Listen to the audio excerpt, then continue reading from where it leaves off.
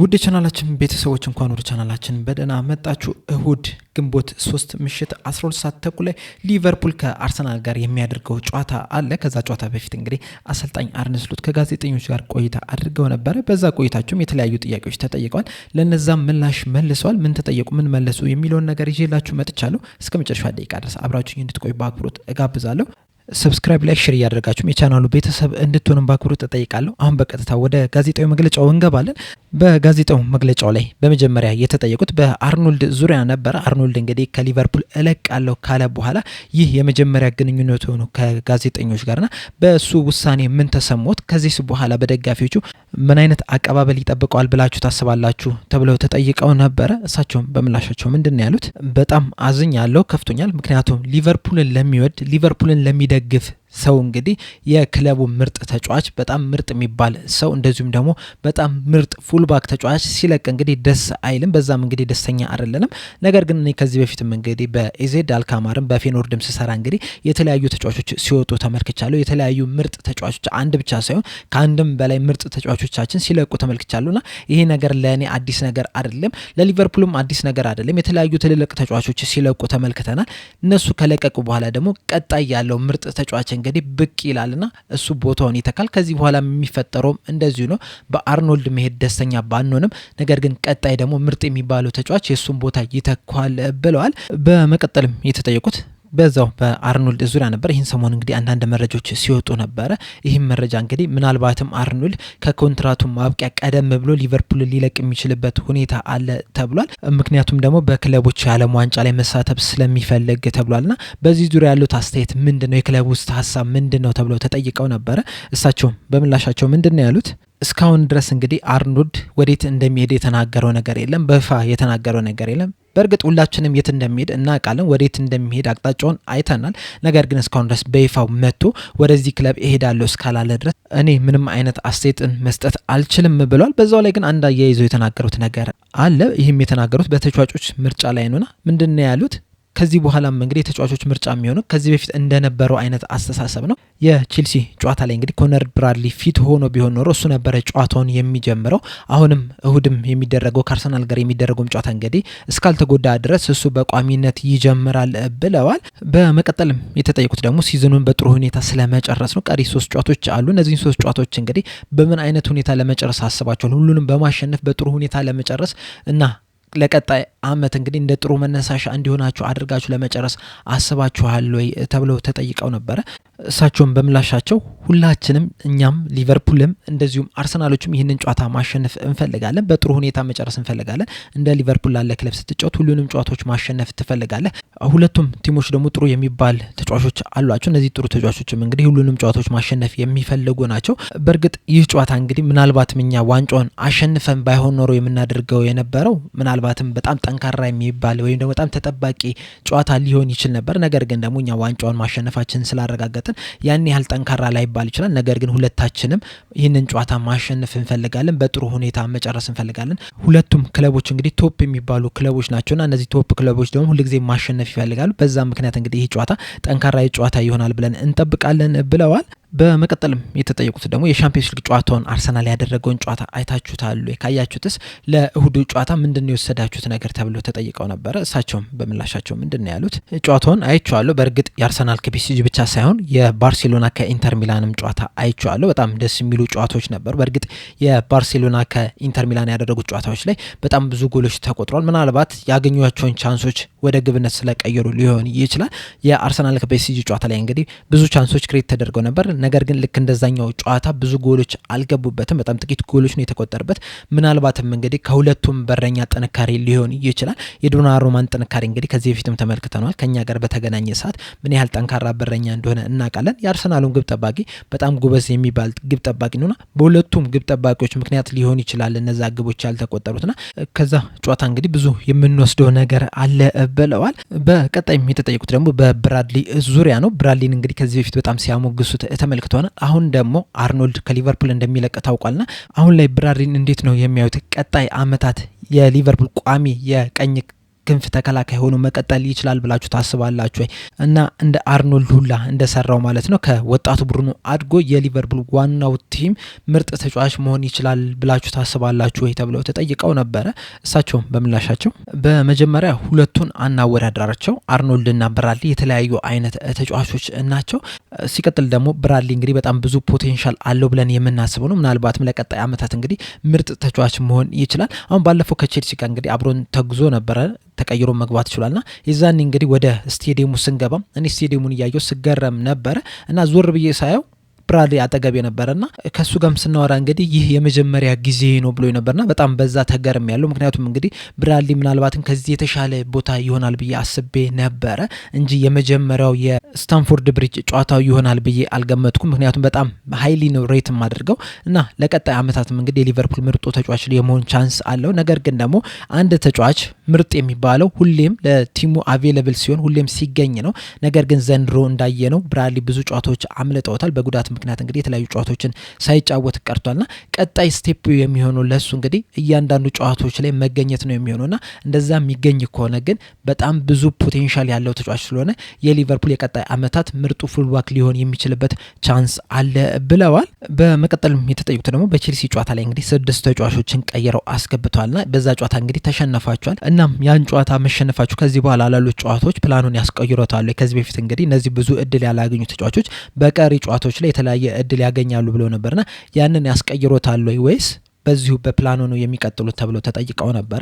እሳቸው በምላሻቸው ምንድነው ያሉት? የተለያዩ ነገሮች እንግዲህ አፌክት ሊያደርገው ይችላል ይዘው የምትገባውን አሰላለፍ። አንደኛው እንግዲህ ሽንፈት ነው። ስትሸነፍ አሰላለፍን ትቀይራለህ። እንደዚሁም ደግሞ ሌሎችም ሀሳቦች አሉ። ጨዋታውን ምን አይነት ተጋጣሚ ነው ያለ ምን አይነት አጮት ይዘን እንግባ የሚሉ ነገሮች እንግዲህ ያንተን ይዘን የምትገባውን አሰላለፍ ይወስናሉና ከዚህ በኋላ ላሉብን ጨዋታዎች እንግዲህ ሁሉንም ለመሸነፍ አይደለም የምንገባው ለማሸነፍ ነው የምንገባውና ከዚህ በኋላ ላሉት ጨዋታዎች ይዘን የምንገባውን ነገር እንግዲህ ቀጣይ የምንመለከተው ይሆናል። ምናልባትም እነዚህ ብዙ እድል ያላገኙ ተጫዋቾች እድል ሊያገኙ የሚችሉበት ሁኔታ አለ።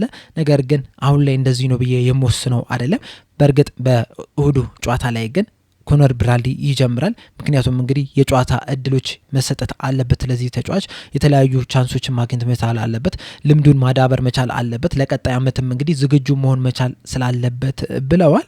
በመቀጠልም የተጠየቁት ደግሞ በእሁዱ ጨዋታ ዙሪያ ነበርና በእሁዱ ጨዋታ ላይ እንግዲህ ከባድ ተጋጣሚ ሆኖ ይመጣል ብላችሁ ታስባላችሁ?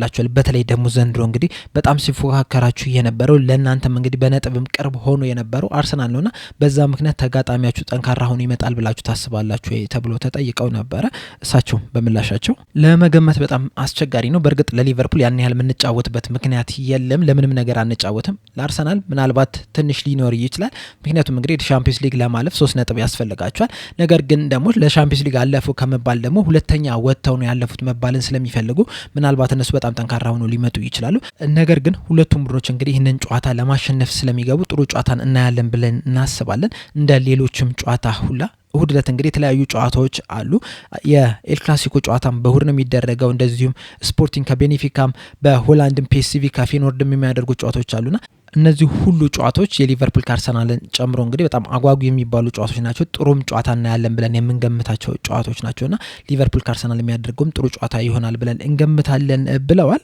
በመቀጠልም የተጠየቁት ደግሞ በአርኖልድ ዙሪያ ነው። በአርኖልድ ዙሪያ እንግዲህ በተለይ ሊቨርፑልን እንደሚለቅ ከተናገረ በኋላ የተለያዩ ሰዎች የተለያዩ ደጋፊዎች እንግዲህ በሱ ላይ አስተያየት እየሰጡ ነበርና ይህንን እንዴት አድርጎ እየተቀበለው ነው? እንዴት አድርጎ ሃንድል እያደረገው ነው? ከዚህ በኋላ እንግዲህ ሊጫወት ሲገባ ከደጋፊዎች ምን አይነት አቀባበል እንዲቀበሉት ይፈልጋሉ ተብለው ተጠይቀው ነበር። እሳቸውም በምላሻቸው ምንድን ነው ያሉት? ይህ ነገር እንግዲህ አዲስ አይደለም። ሁሉም ሰው ስለኛ አስተያየት አለው፣ ስለ ተጫዋቾችም አስተያየት አለው። ነገር ግን ይህ ለአርኖልድ እንግዲህ አዲስ ሊሆን ይችላል። ምናልባትም ከዚህ በፊት ሲያገኘው ከነበረው የበለጠ ሆኖበት ሊሆን ይችላል። ምናልባትም ከዚህ በፊት ሲያገኝ ከነበረው ደግሞ ኔጌቲቭም ሆኖ ሊሆን ይችላል። ነገር ግን እንደዚህ አይነት ነገርን እኔ አልከታተልም። ደጋፊዎችንም እንደዚህ ነው ፊልም ማድረግ ያለባችሁ ብዬም ደግሞ አስተያየት መስጠት አልችልም። በእርግጥ እሱንም እስካሁን ድረስ እንግዲህ አላናገርኩትም። በዋትስአፕ አውርተናል። በአካል ግን እስካሁን ድረስ አልተገናኘንም እና ትንሽ መጠበቅ አለብን። እሱስ ምንድነው እየተሰማ የሚለውን ነገር እና ከዚህ በፊትም እሱም እንደተናገረው እንግዲህ ከዚህ በኋላ ትኩረትም መደረግ ያለበት በተጫዋቾቹና በቲሙ በደጋፊው ዙሪያ ነው መሆን ያለበትና እኛም የትኩረታችን በዚህ ሰዓት ለእሁዱ ጨዋታ ነው፣ በሱ ላይ አይደለም። በእርግጥ ጥሩ ነገር ከሆነ ስለሱ በደንብ ማውራት እንችላለን። ነገር ግን በእንደዚህ አይነት ነገሮች ግን ስለሱ በዚህ ሰዓት ትኩረት መስጠት የለብንም። ትኩረት ማድረግ ያለብን ስለ ቀጣይ ጨዋታ ነው ብለዋል። በመቀጠልም የተጠየቁት ደግሞ በክረምቱ የዝውውር መስኮት የቀኝ ፉልባኩን ለማጠናከር አስባችኋል ወይ ተብሎ ተጠይቀው ነበር። እሳቸውን በምላሻቸው ምንድን ያሉት እዛ ቦታ ላይ እንግዲህ 4 ተጫዋቾች አሉን እዛ ቦታ ላይ መጮት የሚችሉ ከርቲስ ጆንስም ሲጫወት ተመልከት። ጆ ጎሜዝም እዛ ላይ በደንብ መጮት የሚችል ተጫዋች ነው። ኳንዛም መጮት ይችላል። በእርግጥ ጆ ጎሜዝም ኳንዛም እንግዲህ የመሀል ተከላካይ ሆኖ መጮትን ቢመርጡም ማለት ነው እና እዚህ ላይ ሆኜ እንግዲህ በክረምቱ የዝውውር መስኮት እየተመለከት ነው ሌላ ተጫዋች ለማምጣት ምናምን ልላችሁ አልችልም። ምክንያቱም እዚህ ቦታ ላይ ሆኜ እንግዲህ ስለ ትራንስፈር ጉዳዮች ማውራት ስለማልችል ማለት ነው። ነገር ግን ደግሞ አንድ እውነታ አለ። ይህም እውነታ ምንድነው? ዘንድሮ የፕሪሚየር ሊጉ አሸናፊ ነን። በሻምፒየንስ ሊጉም ከፒኤስጂ ጋር በጣም በጥሩ ሁኔታ ተፎካክረናል። በፔናልቲ ነው እንግዲህ አሸንፈውን መሄድ የቻሉትና በጣም ጠንካራ የሚባል ቲም ነው ያለን። ስለዚህም ሌላ ተጫዋች ማምጣት የምንፈልግ ከሆነ እንኳን አሁን ካለን የተሻለ ተጫዋች ነው መሆን መቻል ያለበት። እንደዚህ አይነት ተጫዋቾችን ማግኘት ነው በጣም ከባድ ነው። ብታገኛቸው ራሱ የትራንስፈር ሂሳባቸው በጣም ትልቅ ነው የሚሆነው። ያም አንድ አስቸጋሪ ያደርጋል። ሲቀጥልም ደግሞ ወደ ሊቨርፑልም ለመምጣት ፍላጎት ማሳየት መቻል አለባቸው። በእርግጥ ይህ ነገር እንግዲህ ያን ያህል አስቸጋሪ ባይሆንም ነገር ግን ደግሞ የትራንስፈር ሂሳባቸው ትንሽ ከባድ ይሆናል ብለዋል። በመቀጠልም የተጠየቁት ደግሞ ስኬታማ አሰልጣኝን መተካት እንግዲህ አስቸጋሪ ነው። ነገር ግን የርገን ክሎፕን ተክተው ስኬታማ መሆን ይችላልና ያወጡት ፕላን ምንድን የነበረው እንደዚሁም ሊቨርፑልስ እንደዚህ ስኬታማ እንዲሆኑ ምንድነው የፈጠረሉት ነገር ተብለው ተጠይቀው ነበረ። እሳቸው በምላሻቸው ምንድነው ያሉት? የርገን ክሎፕም ሊቨርፑልም ጥሩ ነገር ያደረጉት ምንድነው ይህንን ጥሩ የሚባል ስኳድን ትተው መሄዳቸው ነው። ጥሩ የሚባልን ቡድን ገንብተው መሄዳቸው ጥሩ ነገርን አድርገዋል። ነገር ግን እኔ ስለ ክሎፕን ስለመተካት ግን አስቤ አላቅም። አንዳንድ ሰዎች እንግዲህ የሚሰጡት አስተያየት አለ። ከላይ ያለው የስፖርቲንግ ዳይሬክተር ባለቤቶቹ ጥሩ ካልሆኑ ቡድንህ ጥሩ ፐርፎርም ላይ ያደርግ ይችላል የሚሉ አሉ። እኔ ከዚህ በፊት አጋጥሞ ነገር ግን ደግሞ ቡድኑ ላይ ያን ያህል ኢፌክት አልፈጠረም። የተለያየ ነገር ስለሆነ ማለት ነው። እንደዚሁም ደግሞ አንዳንድ ሰዎች ትልቅ አሰልጣኝ ከወጣ በኋላ ቡድኑ ይወርዳል የሚሉ አሉ። በአርሰናልም በማንቸስተር ዩናይትድም ያንን ነገር ነው የተመለከትነው። ምናልባት አሁን ላይ ጊዜው ተለውጦ ሊሆን ይችላል። አሁን ላይ ያለውና በፊት የነበረው አይነት አስተሳሰብ ተመሳሳይ ላይሆን ይችላል። ከዚህ በኋላም እንግዲህ ፔፕ ጋርዲዮላ ቢወጣ ራሱ ከ2-3 ዓመት በኋላ እንደ ባለፈው አመታት እንደ ማንቸስተር ዩናይትድና እንደ አርሰናል ያጋጥማቸዋል ማለት ግን አይደለም። ምክንያቱም እንግዲህ ጥሩ ቲም እስካለህ ድረስ ያንን ፐርፎርም የምታደርግበትን ነገር መፈለግ ነው ያለብህ እንጂ ሌሎች ምክንያቶችን መደርደር አያስፈልግም። በዚህ ምክንያትም እንግዲህ እኔ ክሎፕን ስለመተካት ያን ያህል አስቤ አላቅም ብለዋል። በመቀጠልም የተጠየቁት ደግሞ በኳንዛ ዙሪያ ነበረ። ኳንዛ እንግዲህ ከቼልሲ ጋር ያደረገው ጨዋታ ሁለተኛው የፕሪሚየር ሊግ የጀመረበት ጨዋታ ነውና በዛ ጨዋታ ላይ እንግዲህ ጥሩ የሚባል እንቅስቃሴ ማድረግ ይችላል። ነገር ግን ደግሞ በአብዛኛው አፍ ውስጥ የገባው በሰራቸው ስህተቶች ነው። መጨረሻ ላይ ፔናልቲ እንዲሰጥ አድርጓል። እንደዚሁም ደግሞ የኦንጎሏ ስትቆጠር እንግዲህ የሱ አስተዋጽኦ አለበትና ይህ ለመጀመሪያ ጊዜም አይደለም ጥሩ የሰራው ነገር በስህተቱ ሲሸፈንበትና ይሄ ማሳያ ይሆናል እንደ ሊቨርፑል ላለ ትልቅ ክለብ ወጣት ተከላካይ ተጫዋቾች ወደ ዋናው ቲም የማያድጉበት ምክንያት ተብለው ተጠይቀው ነበረ። እሳቸው በምላሻቸው ምንድነው ያሉት? በጣም ጥሩ ተከላካይ ነው። ከቼልሲ ጋር እንግዲህ ጥሩ ጨዋታዎችን ማድረግ ችሎ ነበር። እነዛ የመጨረሻዎቹ ደቂቃ ላይ የተፈጠሩት ነገሮች እንግዲህ ባይፈጠሩ ኖሮ ምናልባትም ጥሩ የሚባል ጨዋታን አድርጎ ነበረ የሚወጣው። እናም ኳንዛን ስንመለከተው እንግዲህ ኳሊቲ ያለው ተጫዋች ነው። እንደ ሊቨርፑል ላለ ክለብ መጮት የሚችል ተጫዋች ነው። ከኳስ ጋር ምቾት ይሰማዋል። በጣም ጠንካራ ተጫዋች ነው። በጣም ፈጣን የሚባል ተጫዋች ነውና ሁሉ ነገሮች ያሉት ተጫዋች ነው። አሁን የሚቀረው ወይም ደግሞ ቀጣይ እርምጃው የሚሆነው ምንድነው?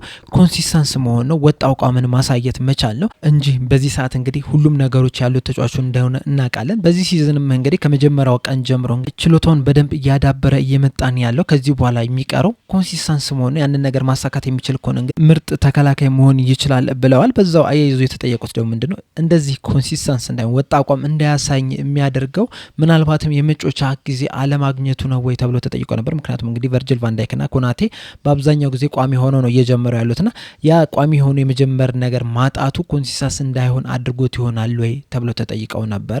እሳቸውም በምላሻቸው ምንድነው ያሉት? አዎ፣ ምክንያቱም ይህ ሊቨርፑል ክለብ ነው፣ በጣም ትልቅ ክለብ ነው። ከትልልቅ ተጫዋቾች ጋር ነው የምትጫወተውና ከአካዳሚ ማደግ ብቻ ሳይሆን ተገዝተህ ብትመጣ ራሱ ከነዚህ ተጫዋቾች ጋር መፎካከር የማችል ከሆነ ብዙ የመጮቻ እድል ላታገኝ ትችላለና ጥሩ ተፎካካሪ መሆን መቻል አለበት። በጣም ምርጥ ብቃት ላይ ማሳየት መቻል አለበት። እናም ለኳንዛ እንዳለመታደል ነው እንግዲህ ኮናቴም ቨርጅል ቫንዳይክም ብዙ ጨዋታዎችን አላመለጧቸውም። በምርጥ ብቃት ነበረ ሲያሳልፉ የነበሩትና በጣም ወጥ የሚባል አቋማቸውን ሲያስመለከቱን ነበርና በዛም ምክንያት እንግዲህ ብዙ የመጮቻ እድል አላገኝም።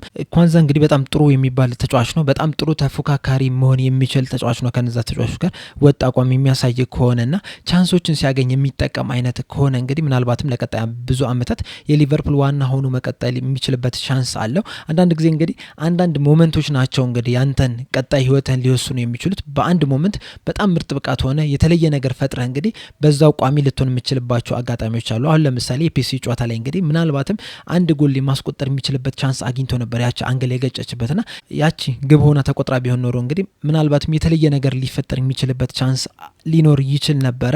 እናም ይህ ተጫዋች እንግዲህ ከዚህ በኋላም ወጥ አቋም ማሳየት መቻል አለበት። ከነ ፒኤስጂ፣ ከነ ማንቸስተር ዩናይትድ፣ ከአርሰናል፣ ከቼልሲ ጋር መጮት የሚፈልግ ከሆነ ቋሚ ሆኖ መጀመር የሚፈልግ ከሆነ እንግዲህ ምርጥ ብቃቱን ማሳየት መቻል አለበት ብለዋል። በመጨረሻም የተጠየቁት ደግሞ ቬንገር ስለሰጡት አስተያየት ነበር። ቬንገር በሰጡት አስተያየት እንግዲህ ምናልባትም ከዚህ በኋላ እንግዲህ እነዚህ ትልልቅ የሚባሉ ተጫዋቾች በነፃ ሌሎች ክለቦችን ሊቀላቀሉ የሚችሉበት ቻንሶች ሊኖሩ ይችላሉ ተብለው ተናግረው ነበርና በዚህ ዙሪያ ያሉት አስተያየት ምንድን ነው ተብለው ተጠይቀው ነበረ። እሳቸውም በምላሻቸው ምንድን ነው ያሉት?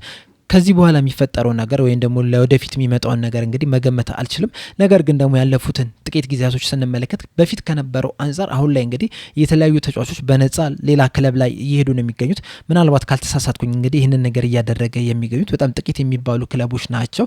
ያንን ሁላችንም መገመት የምንችለው ነገር ነው። እንደዛም ቢሆንም ግን የተለያዩ ትልልቅ የሚባሉ ክለቦችም ደግሞ በትልቅ ሂሳብ የተለያዩ ተጫዋቾችን ደግሞ ሲያመጡ ተመልክተናልና ይህ ነገር እንግዲህ ቀጣይ ይፈጠራል አይፈጠርም የሚለው ነገር እንግዲህ መገመት አንችልም። ቆይተን ዝም ብለን ማየት ነው የምንችለው ብለዋል። በአጠቃላይ እንግዲህ ጋዜጣዊ መግለጫው ይህንን ይመስል ነበር። በዚህ ጋዜጣዊ መግለጫው ላይ እንግዲህ ያላችሁን አስተያየት እንዳለ ኮሜንት ሴክሽን ላይ በመጻፍ አሳውቁኝ። በቀጣይ በሌላ እስከምንገናኝ ድረስ እዚህ ላይ አበቃው። ሰብስክራይብ፣ ላይክ፣ ሼር ማድረግ እንዳትረሱ። ቻው።